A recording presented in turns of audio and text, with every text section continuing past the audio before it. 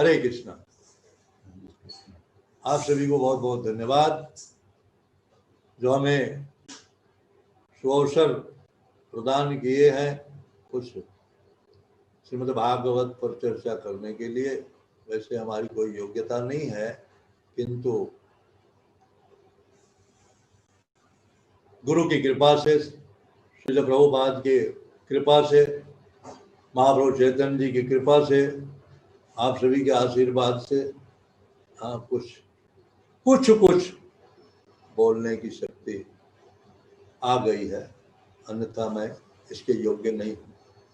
अगर कहीं त्रुटि हो तो आप सभी क्षमा करेंगे। इस श्लोक में जैसा कि बताया जा रहा है, भौतिक जगत की सृष्टि तथा संहार के लिए भगवान के द्वारा किसी प्रकार का प्रत्यक्ष कौशल नहीं किया जाता। उनके प्रत्यक्ष हस्तक्षेप के विषय में वेदों में जो कुछ वर्णित है वह केवल इस विचार का निराकरण करने के लिए है कि भौतिक प्रकृति ही सृष्टा है। आप सभी जानते हैं कि भगवान अपने स्वधाम गोलोक वृंदावन में निरंतर वास करते हैं। कृष्ण वृंदावनम त्यक्त्वा पादेकम न गच्छति। वृंदावन को छोड़ करके वो गोलोक वृंदावन से एक कदम भी बाहर नहीं जाते हैं। वो गोलोक वृंदावन में ही निरंतर निवास करते हैं। यह जो दृश्य जगत है, ये भगवान की शक्तियों का एक स्रोत है। भगवान की शक्तियां ही काम करती है, जैसा कि आप अध्ययन करते आ रहे हैं। भगवान श्री कृष्ण से जो विस्तार होता है, वासुदेव संकर्षण, प्रद्युम्न अनिरुद्ध और संकर्षण से कारणोदकशाही विष्णु, फिर गर्भोदकशाही विष्णु, फिर क्षीरोदकशाही विष्णु, ये जो विस्तार होते हैं भगवान से ही आते हैं।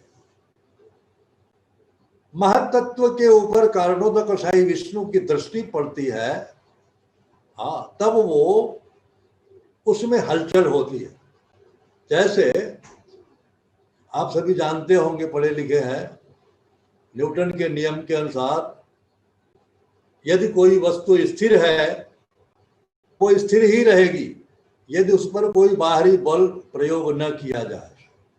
यदि कोई वस्तु गतिशील है वो तब तक चलती रहेगी जब तक उस पर कोई बाहरी बल कार्य न करे। वैसे ही ये जड़ प्रकृति,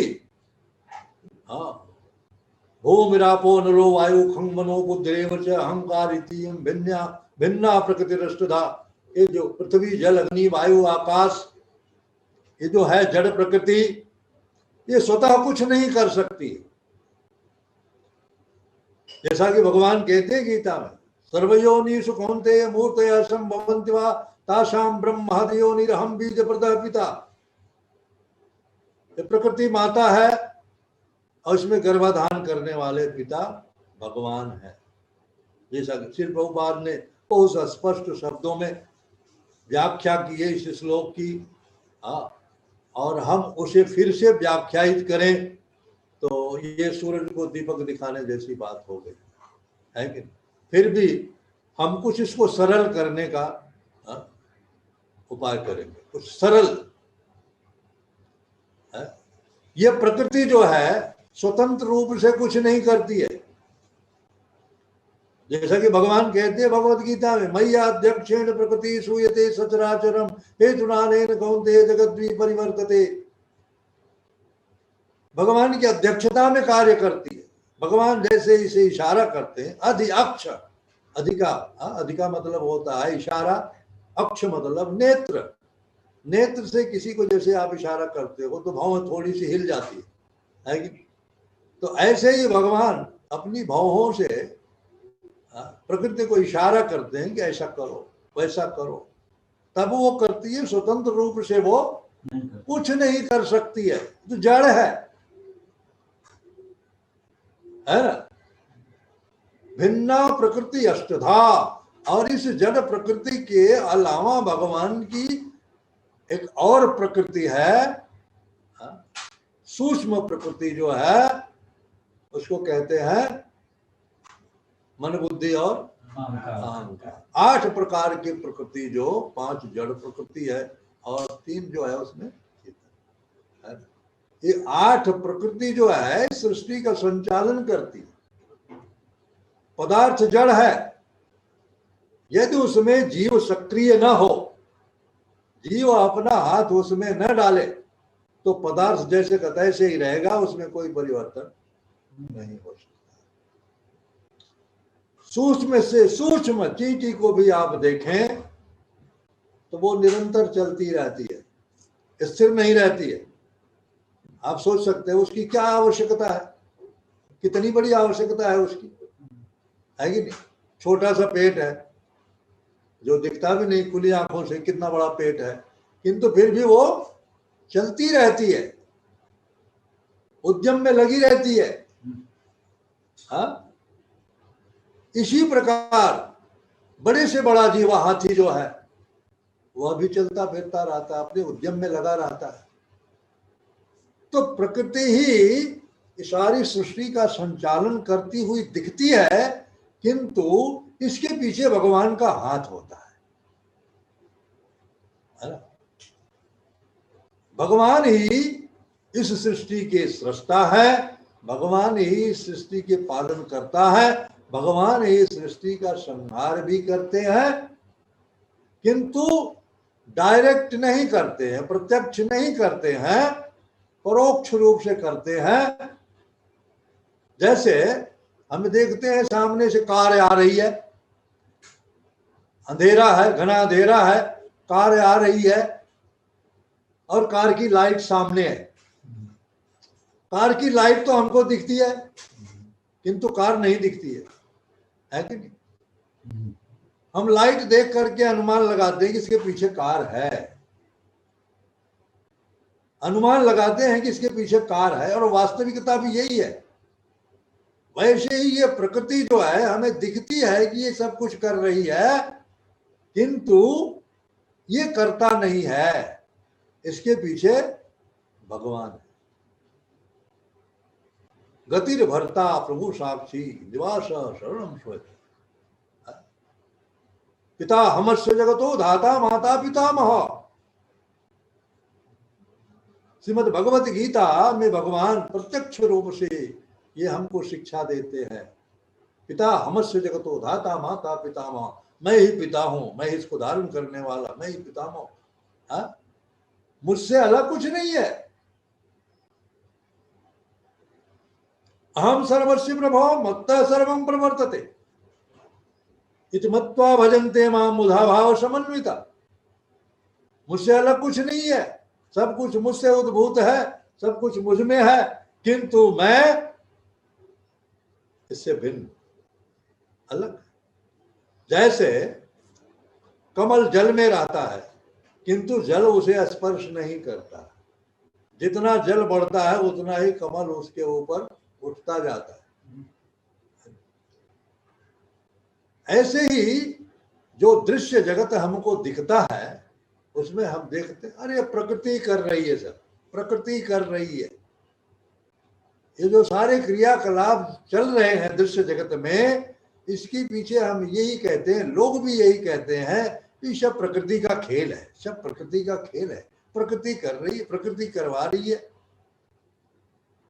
तो जिन्हें ज्ञान नहीं है शास्त्र का, श्रीमद् भागवत, भगवत गीता, अन्य शास्त्र या जो पारंपरिक ज्ञान जिन्हें नहीं प्राप्त है परंपरा के द्वारा, वो ऐसा ही सोचते हैं कि सब कुछ प्रकृति कर रही है।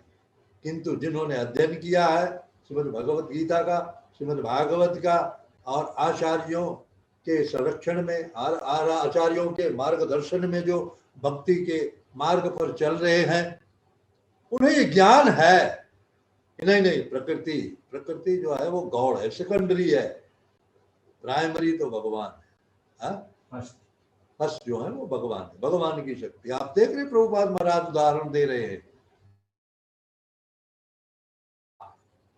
लोहा का रूप कुछ और होता है, किंतु जब वो अग्नि में डाल दिया जाता है, गर्म होता है, तो एक ऐसे स्टेज पर पहुंच जाता है कि लोहा और अग्नि में कोई फर्क नहीं दिखता है, पता नहीं चलता कि लोहा है कि अग्नि है, क्योंकि अग्नि के सारे गुण उसके अंदर समा जाते हैं। अग्नि के सारे गुण उस लोहा के अंदर समा जाते हैं और वो लोह जो है अग्निमय हो जाता है।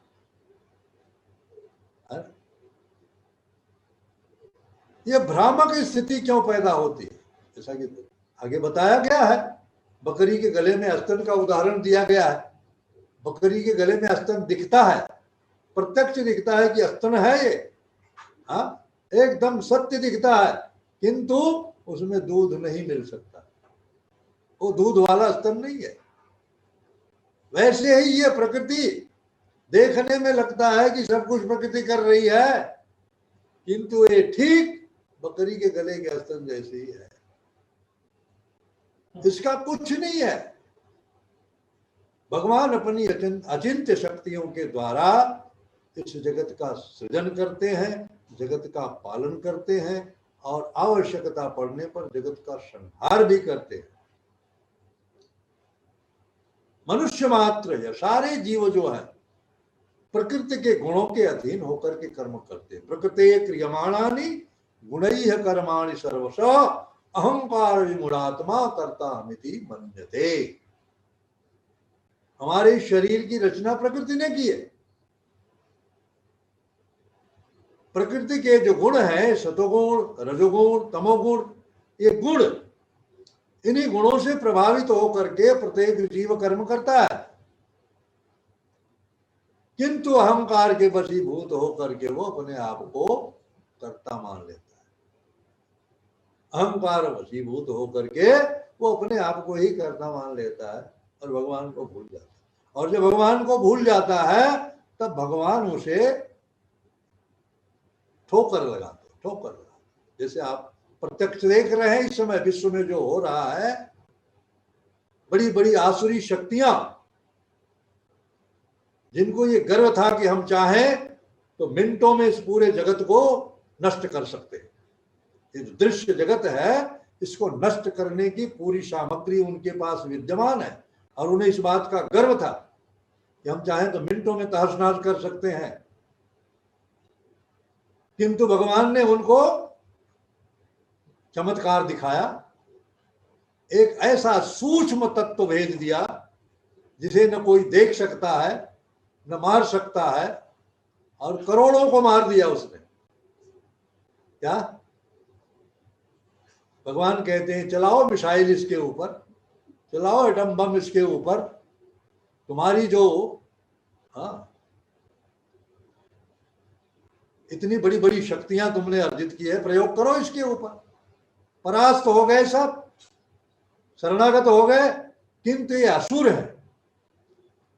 असुर कभी भी भगवान की सत्ता को स्वीकारते नहीं, भले वो मर जाएंगे, मिट जाएंगे, किंतु वो भगवान की सत्ता को नहीं मानते। अवजानन्ति मामूढ़ा मानुषीम तन्माश्रितम परम भाव जानन्तो मम भूत महेश्वर। भगवान प्रत्यक्ष कहते हैं कि जब मैं मनुष्य रूप में अवतरित होता हूं तो मूर्ख मेरा उपहास करते, मजाक करते, अरे ये भगवान नहीं, ये कैसे भगवान है? 7 दिन तक गिरिराज को बाएं हाथ की अंगुली पर, छोटी अंगुली पर, नख पर धारण करने वाला ये व्यक्ति उसको भगवान मानने को सहमत नहीं है। इस भौतिक जगत के सर्वश्रेष्ठ जीव जो ब्रह्मा है वो मोहित हो जाते हैं कि ये कैसा भगवान है, कैसा ब्रह्म है जो इन गोप बालकों का जूठन खा रहा है, उनके मुंह से निकाल करके खा रहा है। तो हमारी आपकी क्या विषाद है? सृष्टि के प्रथम जीव जो प्रत्यक्ष रूप से ये माने जाते हैं कि ब्रह्मा ही सृष्टि का सृजन करते, ब्रह्मा ही सृष्टि का सृजन करते, ब्रह्मा ही सृष्टि का पालन करते, ब्रह्मा ही सृष्टि का संहार करते, सब विधाता के हाथ में है, ऐसा मानते हैं लोग। वो भी मोहित हो जाते। शिव जी, देवर्षि नारद जी, ब्रह्मा जी, बड़े बड़े ज्ञानी, बड़े बड़े तपस्वी, बड़े बड़े ध्यानी भगवान की माया से मोहित हो जाते हैं। हमारी आपकी क्या विसात है। हम अगर मोहित हो जाएं तो कोई आश्चर्य की बात नहीं है। हम तो पामर जीव हैं, कुछ नहीं है। किंतु यदि हम इन वैदिक शास्त्रों का अध्ययन करते हैं, प्रामाणिक आचार्यों का पदाश्रय लेते हैं, उनके मुखारविंद से हम सुनते हैं, उनके बताए हुए मार्ग पर हम चलते हैं, तो हम ये अच्छी तरह से समझ सकते हैं कि वास्तविकता क्या है, भगवान क्या है, प्रकृति क्या है, जीव क्या है। इन सब के विषय में हम अच्छी तरह से समझ सकते हैं और यही श्रीमद् भागवत का उद्देश्य है। आप इसे समझो, इसे स्वीकार करो और इसके बताए हुए मार्ग पर चल करके अपने आप को लक्ष्य तक पहुंचाओ। क्या लक्ष्य है? भगवत धाम जाना। श्रीमद् भागवत का आदेश यही है, श्रीमद् भागवत की शिक्षा यही है कि आप कैसे भगवत धाम वापस जा सकते हैं। और इस अध्याय में जहां आपको श्रीमद् भागवत संपूर्ण प्रश्नों का उत्तर है, आप अध्ययन करते चले आ रहे हैं और मुझे नहीं लगता है आपको किसी प्रकार का संदेह होगा। जैसे जैसे आप आगे बढ़ते जाएंगे वैसे वैसे, जैसे एक जूनियर केजी से लेकर के और पोस्ट ग्रेजुएशन तक की शिक्षाएं दी जाती हैं क्रम से, वैसे ही श्रीमद् भागवत के अध्ययन की प्रथा है। प्रथम स्कंद के प्रथम अध्याय से जन्माद्यस्य यतोन्मयादितरतश्चार्थे स्वविज्ञ सुराट तेने ब्रह्म हृदयादि कवये मुह्यन्ते सूर्या तेजो वारिमृदाम यथा विनिमयो यत्र सर्गो मृषा धाम्ना स्वेन सदा निरस्तकोकम सत्यम परम धीमहि।